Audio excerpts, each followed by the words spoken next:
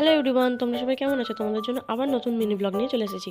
19 August ছিল আমার birthday, তাই তার আগের দিন রাতে আমার বোন আমার জন্য একটা সারপ্রাইজ প্ল্যান করেছিল। বোন তার টাকা জমিয়ে আমার জন্য এই সুন্দর ডেকোরেশনটা করেছিল। আমার এই সারপ্রাইজটা দারুণ লেগেছিল। এত সুন্দর সারপ্রাইজ পেয়ে নিজেই নাচতে আরম্ভ করে দিয়েছিলাম। তারপর আবার দুটো গিফটও ছিল। গিফটটা খোলার সময় আমার নাজেহাল অবস্থা হয়ে গেছিল। খোলার পর দেখে দুটো ললিপপ ভরা আছে। আরো একটি গিফট ছিল যার ভেতরে ছিল একজোড়া কানের দুল। কানের দুল আমার পছন্দের একটা জিনিস। তার পরের দিন সকালে আমার ঠাম্মা পুজো দিয়ে আসে আর আমি প্রসাদ খেয়েই সকালের জলখাবার নিয়ে বসে পড়ি। সকালের জলখাবারে ছিল লুচি আর কুমড়োর তরকারি। তারপরে চলে যান নিজের জন্মদিনে কেকটা নিজেই বানানোর জন্য। প্রতি বছর বাবাই জন্মদিনে কেকটা নিয়ে আসে, এবারে ছুটি পাইনি তাই আনতেও পারেনি। কেক আনতে পারেনি বলে বাবার মনটা খুবই খারাপ ছিল, তাই আমি নিজেই বানিয়ে ফেললাম। দুপুরে খেতে বসে দেখি মা আমার জন্য এবারেও এত কিছু রান্না করে। আসলে এবারের বার্থডেটায় মন থেকে সেইভাবে আনন্দই ছিল না। আরজিকরের এই ঘটনাটা শোনার পর থেকেই মনটা খারাপ ছিল। প্রতি বছরই বার্থডে সেলিব্রেট হয়, কিন্তু এইবারে বার্থডে সেলিব্রেট করতে একদমই ভালো লাগছিল না। ওদের খুশির জন্য একটু আনন্দ না হয় করেই নিলাম। আবার ভাই বোনরা চকলেটের মালা করেছে আমাকে পরানোর জন্য। এত সুন্দর একটা উপহার পাওয়ার পর আমি